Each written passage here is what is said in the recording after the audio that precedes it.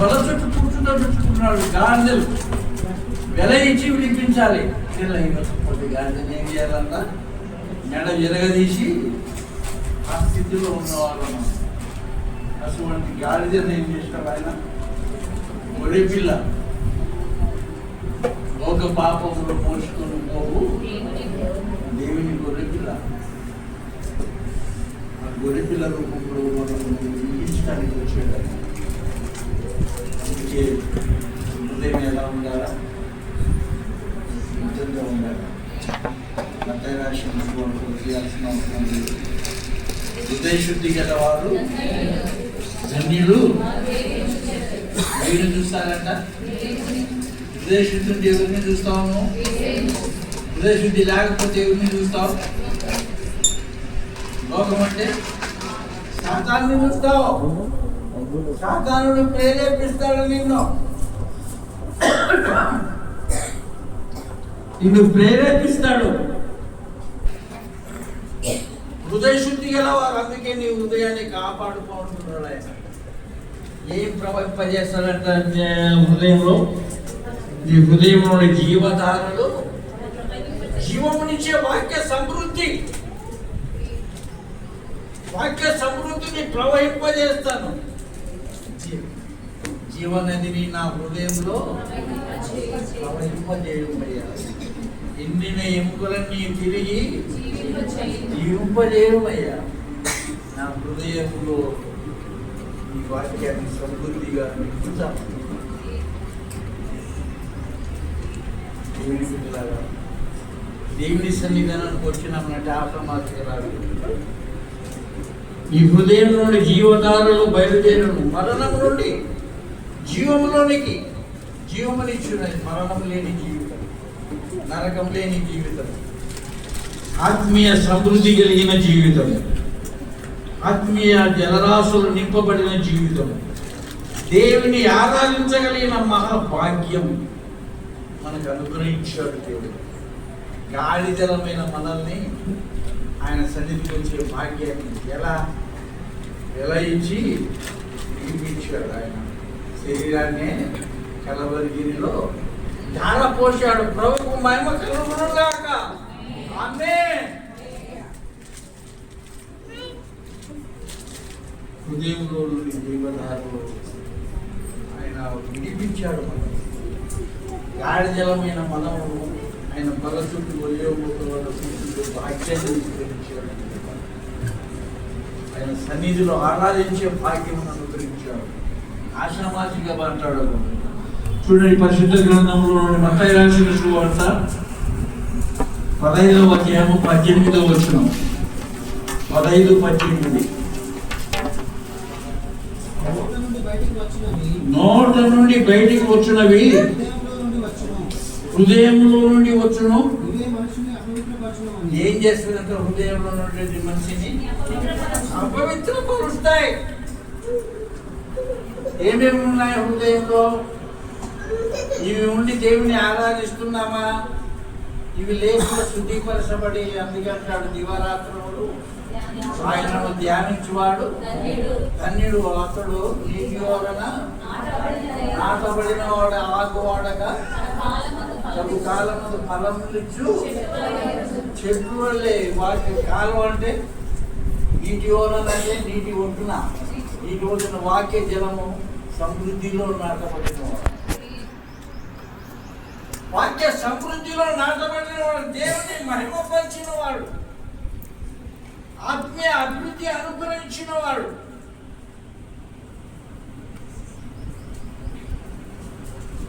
నేను ఇక్కడికి వచ్చి కూర్చొని చూస్తున్నాను. కొంతమంది ఫోన్ వస్తే బయటకు పోయి మాట్లాడుతున్నారు. నా దగ్గర ఫోన్ ఇంట్లో పెట్టచ్చు. ఫోన్లు స్విచ్ ఆఫ్ చేయండి. మధ్యలోకి వచ్చిన తర్వాత ఫోన్లతో సంబంధాలు ఉండకూడదు. ఇంట్లో పెట్టించాను నా ఫోన్. ఎంత అర్జెంట్ పని ఉన్న దేవుని మందిరంలో దేవుని లేఖల ధ్యానము ధ్యానించినప్పుడు వేరే సంబంధాలు ఉండకూడదు. దృష్టిని ఆలోచన చొప్పున నడవక పాపల మార్గమున అపహాసకుడు చోటు కూర్చుండగా యెహోవా ధర్మశాస్త్రం ఏమో ధర్మశాస్త్రం నందు ఆనందం ఏం లేదు. ధర్మశాస్త్రంలో దుఃఖము లేదు, పాపము లేదు, ఆత్మీయ సమృద్ధి అవుతాయి. దివరాత్రములు ధ్యానం చేస్తున్నామా? వాస్తవంగా మనం బైబిల్ చదువుతున్నామా? అన్ని పనులకు సమయం ఉంది కానీ దేవునికి బైబిల్ చదవడానికి సమయం లేదు. అందుకే అంటారు 51వ కీర్తన 2వ చరణం చూడండి. దావీదు రాజు ఏమంటాడు? 51వ చరణం, నా పాపము పోగునట్లు, నా దోషం పోగునట్లు నన్ను బాగుగా కడుగుము, నా పాపం పోగునట్లు. ఏమని అడుగుతున్నాడు? ద్వేషాన్ని తీసేసేవాడు దేవుడు, పాపాన్ని పరిహరించేవాడు దేవుడు, ఆత్మీయ అభివృద్ధిని అనుగ్రహించేవాడు దేవుడు. మహిమ కలుగునుగాక. ఆమేన్. దావీదు రాజు ఎలా ఉండాలనుకుంటున్నాడు దేవుని సన్నిధిలో? పాపము లేకుండా, వేషధారణ బట్టి రాకూడదు, బిడ్డలారా. వేషధారణ ఉండకూడదు, నామకార్థమైన జీవితం ఉండకూడదు, అసలు అహంకారం అసలు ఉండకూడదు. దేవుని సన్నిధానంలో మీరు మదించి గర్వించి నన్ను మరిచి పోతారేమని. ద్వితీయోపదేశకాండం చూడండి.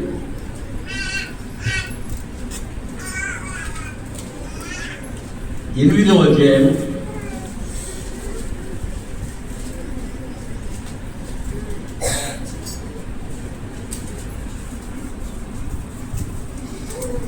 11, 12, 13, 14.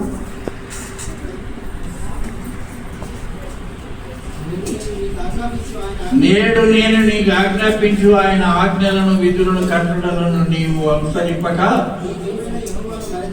నీ దేవుడైన యెహోవాను మరచి కడుపార తిని మంచి ఇల్లు కట్టించుకుని వాటిలో నివసింపగా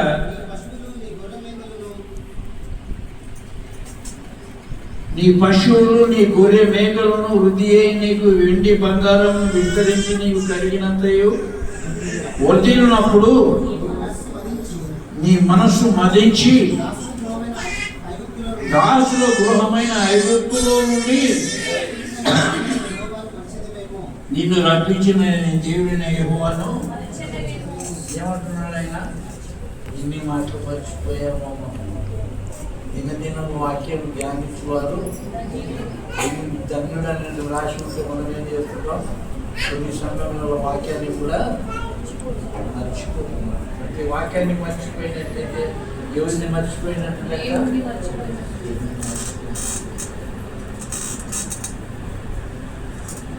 దివారాత్రములు ఆయన ధ్యానించాలి.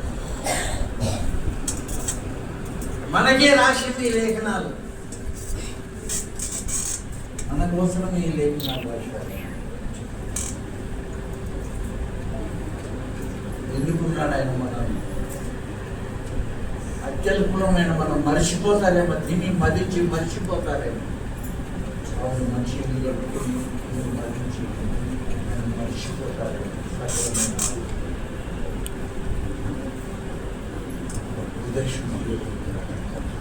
దేవుని సన్నిధిలో ఆత్మీయ అభివృద్ధి చెందుతూ మంచి మాటలు మనం నేర్చుకున్నాం. లూకా రాసిన సువార్త 6వ అధ్యాయము 45వ వచనం.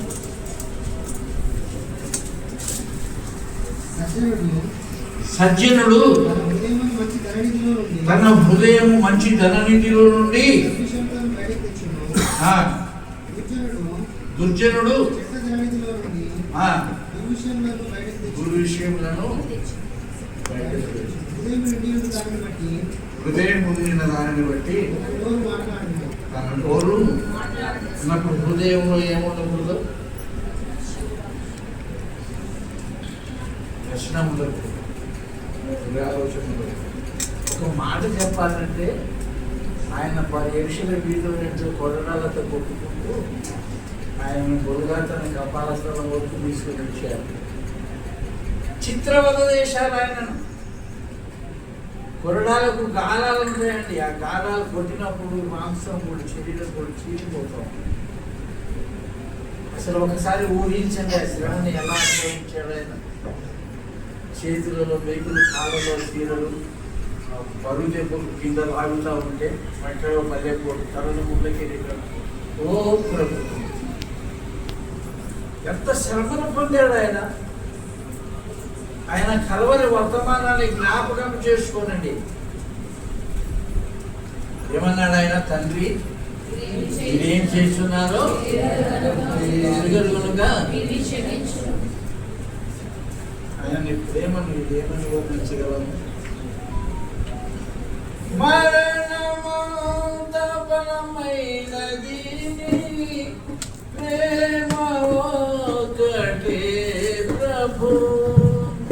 మరణమంత బలమైనది ప్రేమ ఒకటే ప్రభు.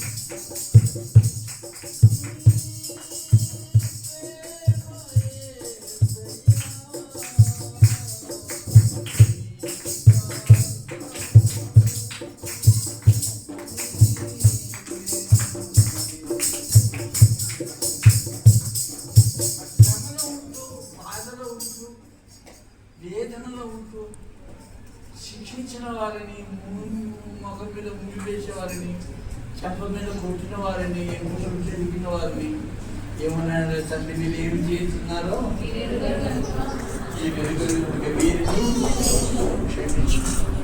ఈ ప్రేమ కలిగి మనం దేవుని బిడ్డలను సాక్ష్యం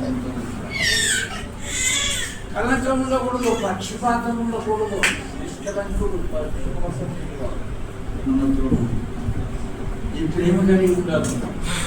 దేవుని బిడ్డలం అంటే మన పరిమళ సువాసన ఇతరులకు సోకాలి, ఆత్మీయ జీవితంలో సోకాలి.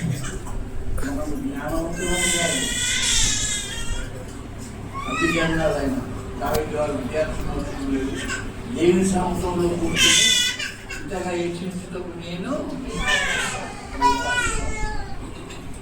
ప్రభువును హెచ్చించాడు, ప్రభువును కనపరిచాడు. నన్ను బాగుగా కడుపుకుంటూ నా దేశం పోయినట్టు నేను పవిత్రంగా ఉండాలి. పవిత్రంగా ఉంటూ దేవుని ఆరాధించాలి. దేవుని ఆత్మీయ అభివృద్ధిని అనుగ్రహించాడు. ఒక సమయంలో వాక్యం చదివేదానికి శాతగాని వాడు. నేను రక్షించబడినప్పుడు నన్ను వాక్యం చెప్పినప్పుడు కాలు చేతులు వనకడ తీసుకున్నాయి, వణికిపోయాను. గడగడలు వణికని ఏం చెప్పాలి? దేవుడు అందించాడు, అతను వాడుకున్నాడు. తన పక్షుతాత్మకు మేమ కలుగును గాక. తన బిడ్డను పెట్టేవాడు, మాట్లాడేవాడు నేను కాదు, ఆయన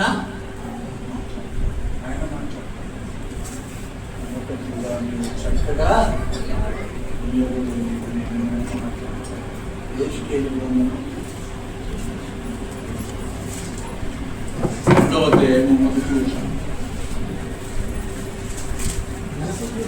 నరపుత్రుడా నువ్వు చక్కగా నిలబడము, నేను నీతో మాట్లాడవలను అని ఆయన నాతో చెప్పినప్పుడు ఏమొచ్చింది?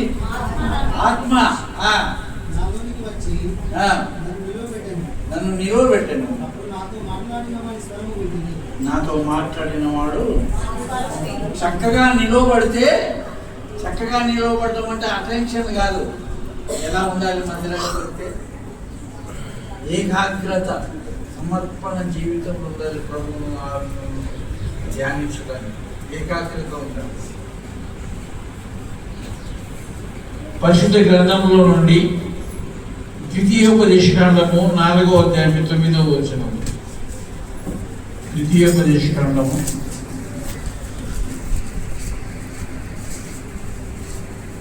4వ అధ్యాయము 9వ వచనం. అయితే నీవు జాగ్రత్త పడము, నువ్వు జాగ్రత్త పడము. నీవు కళ్ళారా చూసిన వాటిని మరలా చూసినట్లును అవి నీ జీవిత కాలం అంతా నీ హృదయంలో నుండి తొలగిపోకున్నట్లు, నీ జీవిత కాలం అంతా నీ హృదయం నుండి తొలగిపోకున్నట్లు నీ మనసును బహు జాగ్రత్తగా కాపాడుకోవాలి. ఏం చేసుకోవాలంట? మనసును జాగ్రత్తగా కాపాడుకోవాలి. కొన్నిసార్లు సాతానుడు ప్రేరేపిస్తాడు, పెట్టాలని మనం ప్రేరేపిస్తాడు. సాతానుడు త్వరపడి నోరు విప్ప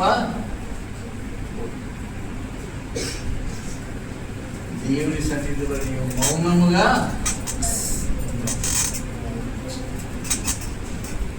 త్వరపడి దేవుని మాటలు వాడు అవనే మోసపుచ్చాడు. ఆదాము కూడా మోసపోలేదు కదా, మోసపోయాడు. అవయసిన పనులు ఏం చేశాడు? తిన్నాడు. అయితే అవని ఎంతగానో ప్రేమించాడు ఆదాము. తెలిసి కూడా ఏం చేశాడు? మరణం ప్రార్థించిందని తెలిసి కూడా ఏం చేశాడు? తన భార్యతో తను కూడా చనిపోవడానికి తన భార్యతో ఉండడానికి ఈమె ఆజ్ఞాతిక్రమించింది. ఆజ్ఞాతిక్రమాన్ని ఆదాము కూడా ఎక్కడి నుంచి వచ్చాయి, ఎలా వచ్చాయి, ఏమి ఇచ్చారని అడిగిన వాడు ఇచ్చిన తిన్నాడు. భార్యతో కూడా ఆమె కూడా శిక్షణ అనుభవించడానికి అంతగా ప్రేమించాడు. మరణించినంతగా మన ప్రభు మనం ప్రేమించాడు. నీ హృదయంలో నీ జీవితం అంతా ఈ హృదయం నుండి తొలగిపోకున్నట్లు నీ మనసుని జాగ్రత్తగా కాపాడుకో. జాగ్రత్తగా కాపాడు. హృదయంలో ఏమున్నాయండి? మార్పు రాసిన సువార్త 7:25 చూడండి. మార్పు రాసిన సువార్త 7:25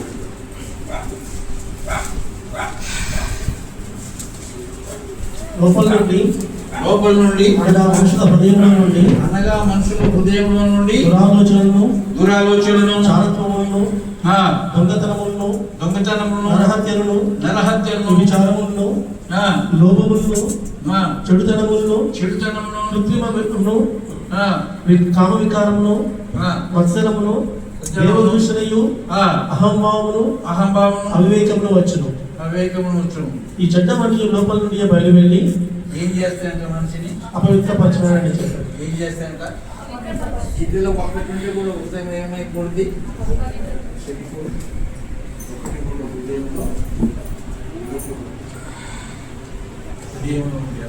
హృదయాన్ని జాగ్రత్తగా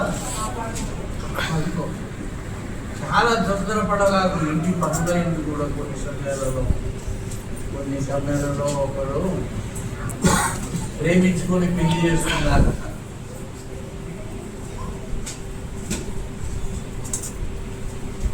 ప్రేమించుకొని పెళ్లి చేసుకుంటే ఎక్కువ సమాజము వాళ్ళని అంగీకరించదు. పెద్దల నడవడికలో వాళ్ళు చేసుకోలేదు కాబట్టి ఎక్కువ మంది వారిని ఒప్పుకోరు. అప్పుడు వాళ్ళు హైదరాబాద్ అటువంటి సిటీ వచ్చి ఇద్దరు శ్రమపడి కష్టపడి సంపాదించుకొని ఒక ఇల్లు కట్టుకుని కొన్ని సంవత్సరాల తర్వాత అమ్మాయి తల్లిదండ్రులు వాళ్ళని చూసి వద్దామని బిడ్డను చూసి వద్దామని వచ్చారు. వస్తే ఏమండి, ఎప్పుడు నేనైనా వంటలు చేయాల్సింది, మనం ఇద్దరమే కదా, నువ్వు కూడా నాకు సహకరించాలని భర్తను అడిగింది భార్య. ఓ అలాగైతే నేను కూడా వంటలు నేర్చే పుస్తకం తెచ్చుకున్నాను, ఎలా వంటలు చేయాలని నేర్చుకున్నాను, నేను ఉప్మా చేస్తాను, మీ తల్లిదండ్రులతో నువ్వు ముచ్చట రావడమని చెప్పాను. ఇద్దరు మదర్లు కూడా వచ్చారు. ఇతడు పుస్తకం పన్న తెరిచాడు. ఉప్మా, ఒక గ్లాసు ఉప్మా గోరువెచ్చగా ఏంచాలని రాసి ఉంది, తెచ్చాడు. 2 గ్లాసులు నీళ్లు పోయాలని ఉంది, పోశాడు. నీళ్లు పొంగే వరకు వేచి ఉండమని రాసి ఉంది, వేసి ఉన్నాయి. ఆ నీళ్లు పోసే ముందుగా పేజీ తిరగబడ్డది గాలి దెబ్బ. ఏమైపోయింది? పేజీ తిరగబడదు.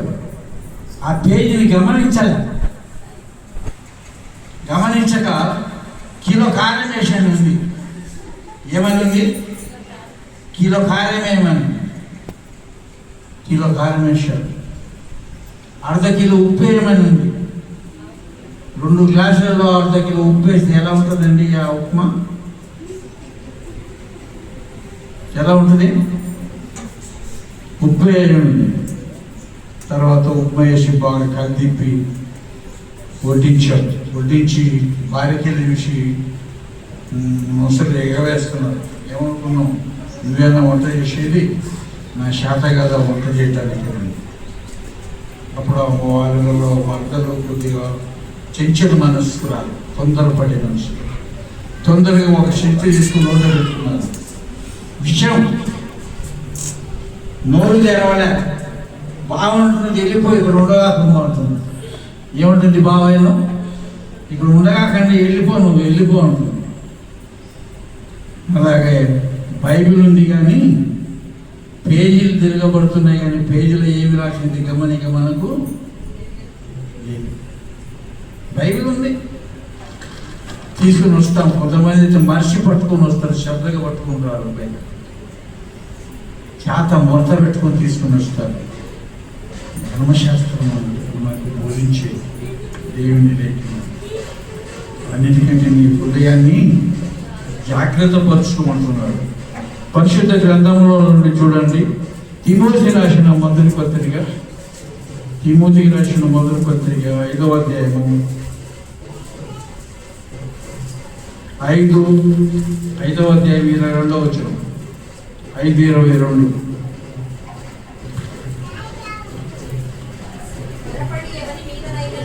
త్వరపడి ఎవరి మీదనైనను హస్త నిక్షేపణ చేయకము, పరుల పాపములలో అక్కడ ఉండగాకు. పరుల పాపంలో పాలివాడవకు. ఆ స్థలమే నీకు తగినది కాదు.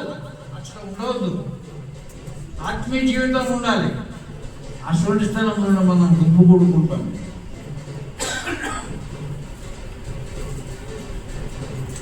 బొమ్మలాడ చూడటానికి పోయిందంట భార్య. పోతూ బయట చిలికేసిపోయింది. భర్త మంచంలో లోపల నిద్రపోతున్నాడు. అతనికి పాస్ వచ్చిందంట. బయటికి పోయి తలుపు తీయమంటే బయట చిలికేసి తాళం వేసిపోయింది అమ్మాయి. అమ్మాయి వచ్చేంత వరకు అట్లనే కూర్చున్నాడు. వస్తేనే కాలుతో కనబడి దీపం లేదు ఇంట్లో. ఆ కాలు పోయి మంచం కొడుకు కొట్టుకునేది. పోయమ్మోనండి ఏడుస్తున్నాడు. కానీ గట్టిగానే తన్నింటాడు కదా భార్యను. పోయమ్మోనని ఏడుస్తూ ఉంటే ఎదుగు పొరుగు వాళ్ళు వచ్చి, ఏమిలా నీ భార్యను ఒకవేళ నలుగురితో చూడటానికి పోయిందంటే నీకేమంత వచ్చి నిద్రపడుకుని చక్కగా నిద్రపోకంటే, నన్ను పండుకోవటానికి కాదు తాళం వేసిపోయినది నన్ను ఇంట్లో పెట్టి, నాకు పాస్ వచ్చిందంటే పోవటానికి కూడా అవకాశం లేకుండా అలాగనే కూర్చున్నాను. గట్టిగా చన్నపోతే నాకు కాలు దేని కొట్టుకున్నది, మనసం పట్టి కొట్టుకున్నది, అందుకు నేను ఏడుస్తున్నాను. వాడికి ఏం లేదండి, ఏం లేదు. మీరు చెప్పలేదు. నేను అంటున్నాను వాడికి సిగ్గు. అందుకని ఇశ్రాయేలు జనాంగానికి ఏం లేదంట. బైబిల్లో గ్రంథం ఉంది ఆ మాట. ఇశ్రాయేలు గ్రంథంలో, దేవుని గ్రంథంలో ఇశ్రాయేలుకి ఏం లేదంట, సిగ్గు లేదన్నాడు ఆయన. మనము సిగ్గు కలిగి, ఆ మాట ఇశ్రాయేలుకు రాశాడా మనకు రాశాడా? మనకే సిగ్గు కలిగి జీవించాలి. నీ దేవుడైన పౌరుషం కలిగిన దేవుడు, మీరు పౌరుషం కలిగి ఉండాలి. పౌరుషం కలిగిన దేవుడు మనకి పౌరుషం కలిగి ఉండాలంటున్నాడు. ఇంకా చూడండి పరిశుద్ధ గ్రంథం యాకోబు రాసిన పత్రిక 1వ అధ్యాయం 27వ వచనం. యాకోబు రాసిన పత్రిక.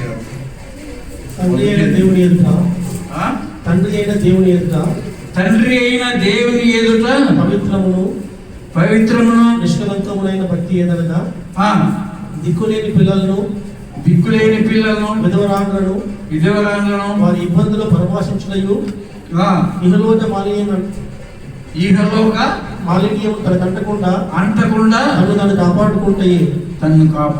చాలా ఇహలోక మాలిన్యము అంటకుండా ఉండాలి. మనం చాలా జాగ్రత్తగా ఉండాలి.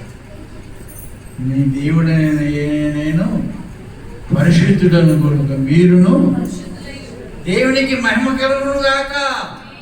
ఆమేన్.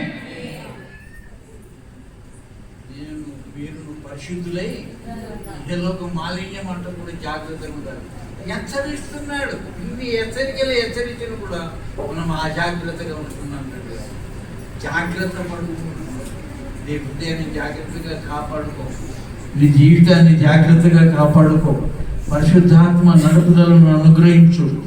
దేవుని చేతి కొరముట్లుగా వాడబట్టుకో. దేవుడు కృప అనుగ్రహించుడుగా అంటున్నాడు. ఆత్మీయంగా అభివృద్ధి చెందాలి. మనం నిర్లక్ష్యం అనేది ఉండకూడదు. లెక్కలేనితనం ఉండకూడదు. ఎన్ని శిక్షించిన ఎన్ని ఉమ్మి వేసినా గాని ఊరాకుంటివా ప్రభువా. ఉమ్మి వేసినా గాని ఊరాకుంటివా ప్రభువా. నమ్మిన వేళ నా ఉమ్మి వేదని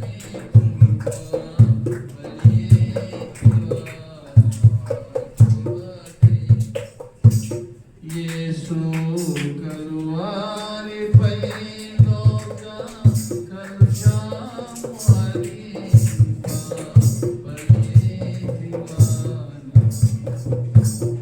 కీర్తనకారుడు ఏమంటున్నాడు? కలువరిలో ఉన్న కలుషాన్ని మలినాన్ని కడగడానికి రక్తము కార్చితివా. దేని బిడ్డ ఇలా పడాలండి. దేని బిడ్డలు ఇలా పడాలి. ముందు వేసిన కూడా ఆయన ఏమన్నా అన్నాడు కాదు. మనల్ని ద్వేషించిన వాడు తండ్రి ఏం చేసిన వీరు వీరిని క్షమించమన్నాడు. కరుణామయుడు, జీవనదాసు. కొనకాల దేవుని సన్నిధిలో పరిశుద్ధాత్మ సహాయం మనకు అనుగ్రహిస్తుంది. దేవుని బిడ్డల ఆత్మీయంగా అభివృద్ధి నీ హృదయం జీవధారలు ప్రవహింపజేస్తున్నాడు. జీవవాక్యం మరణం లేకుండా చేస్తాడు.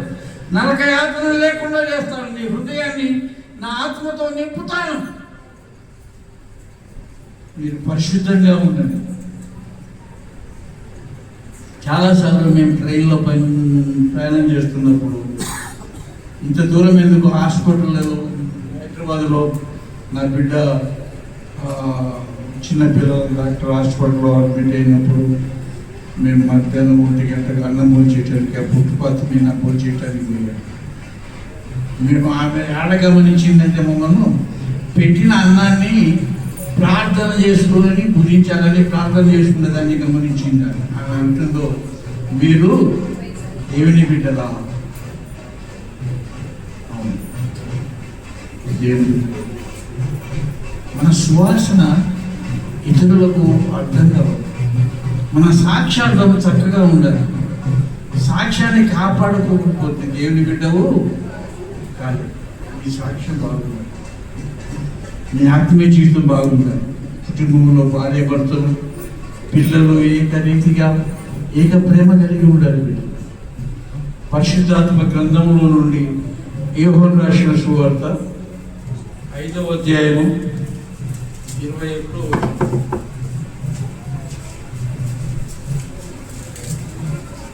యోహాను రాసిన సువార్త 5:21 మొదటి పత్రిక, క్షమించండి, యోహాను రాసిన మొదటి పత్రిక 5:21.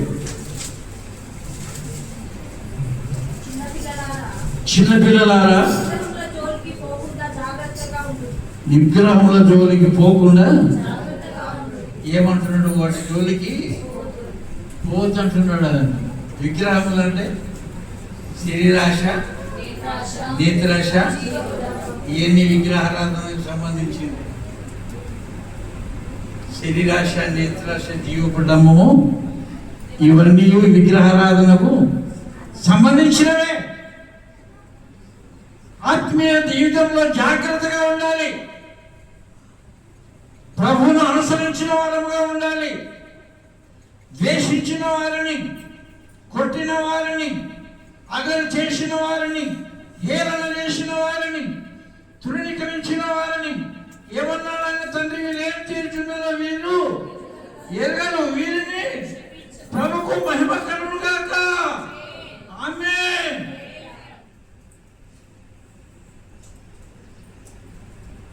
ఏ రీతి ఉండాలి మనం? వాడంటే నోరు మూసుకొని వచ్చావు అందరూ. నేను ఇంత క్రితమే ఎక్కువ మాట్లాడేవాడిని, చాలా మందితో మాట్లాడేవాడిని. ఇప్పుడు సైలెంట్ అయిపోయాను. చాలు, బ్రతికిన జీవితమే చాలు. చాలునయ్యా, చాలునయ్యా, నీకు నాకు చాలు. చిన్నపిల్లలు అంటున్నాడు. ఏమంటున్నాడు ఆయన? చిన్నపిల్లలు. యోహోను రాసిన మొదటి 3వ పత్రిక 2వ వచనం.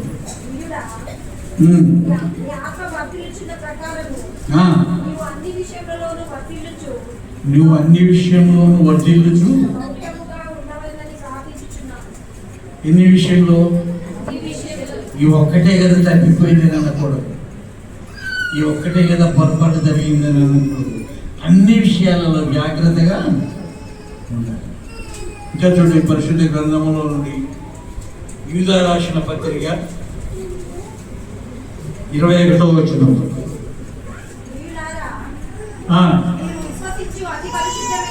విశ్వసించు అతి పరిశుద్ధమైన దాని మీద మిమ్మల్ని మీరు కట్టుకొనొచ్చు, పరిశుద్ధాత్మలో చేయొచ్చు.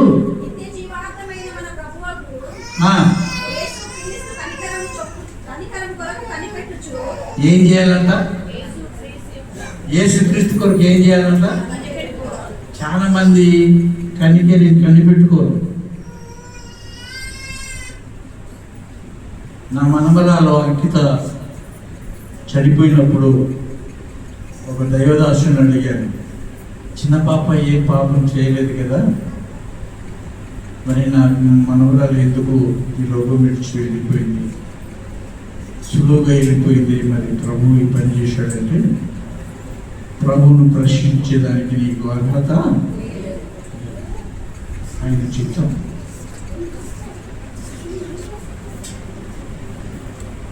ఆయన ఇష్టం.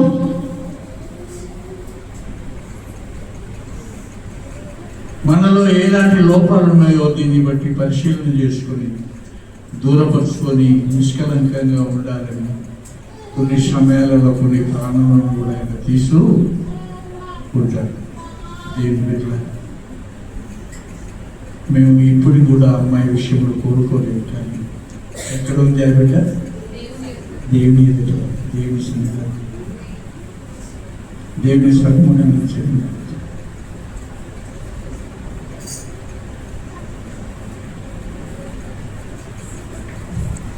మత్తయి రాసిన సువార్త 26వ అధ్యాయం 41వ వచనం. ఏం చేయకూడనట్లు? శోధనలో ప్రవేశించకూడనట్లు ఏం చేయాలంట? ఎక్కువ ఏం చేస్తుంటాం మనం? నిద్రపోతుంటాం. అందుకే అన్నాడు, యోనాను ఏమన్నారు నావికులు? పోయి నిద్రపోతారు. ఏమన్నా ఎవరు బిడ్డండి? దేవుని సేవకుడు. నిద్రపోతుంటే లోకం మనల్ని ఏముంటుంది? నిద్రపోవటం అంటే పండుకుని నిద్రపోవటం కాదు. నిద్రపోవటం అంటే దేవుని పని మనిషి ఇష్టానుసారంగా జీవించటమే నిద్రపోవటం. పోయి నిద్రపోతాం. అందుకే అన్నాడు ఆయన శిష్యులను, ఒక గడి అయినా మేలుకొని నా గురించి ప్రార్థన. ఏమన్నాడు ఆయన? శిష్యులకు చెప్పాడా? మనకు చెప్తున్నాడు ఆయన. మనకు చెప్తున్నాడు ప్రార్థన. కలవరిలో తన రక్తమును ధారపోసి ప్రశస్తమైన రుధిర ప్రోక్షణ ద్వారా మన పాపమును కరిగి పరిమళ వాసనగా మార్చాడు. చూడండి, ఎఫెసీయులకు రాసిన పత్రిక 2వ అధ్యాయం 1-2 వచనం. అపరాధముల చేతయో పాపముల చేతయో మీరు చచ్చిన వారై ఉండగా ఆయన ఇప్పుడు క్రీస్తుతో కూడా మిమ్మల్ని బ్రతికించను, వాటిని చేయొచ్చు. వాయు సంబంధమైన వాయుమండల సంబంధమైన అధిపతిని అనగా ఇప్పుడు అందరినీ అధిపతిని అనుసరించి ప్రపంచ ధర్మము చొప్పున ముడుపు ఇప్పుడు ముడుపు నడుచుకుంటున్నారు వాయుమండల సంబంధమైన వాటి చేత. ఇప్పుడు నడవకూడదు. ఇప్పుడు అలా నడిచడానికి వీలు ప్రశస్తమైన రుద్ర ప్రోక్షణ ద్వారా పాపం మురికిలో ఉన్న మనల్ని ఏం చేశాడు ఆయన? పరిమళ వాసనగా మార్చాడు. పరిమళ వాసనగా మార్చాడు. సమాధిని జయించి సజీవుని తిరిగి లేచి పరమున కారణుడు ఇప్పుడు ఏం చేస్తున్నాడు? ఆయన మన కొరకు విజ్ఞాపన చేస్తుంది. ఆ బిడ్డను ఇంకా కొత్తకాలం కరుణిస్తుంది. తండ్రితో విజ్ఞాపన, ఘనత, మహిమ, ప్రభావంలో ఆయనకే చెందును కనుక ఆమేన్.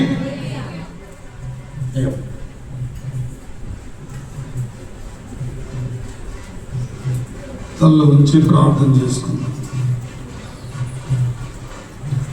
పల్లవి ప్రార్థన చేస్తుంది.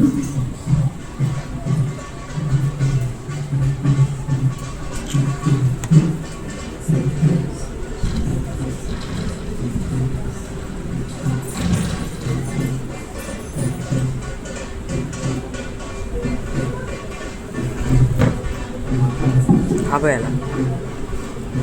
ఆపేయాలా?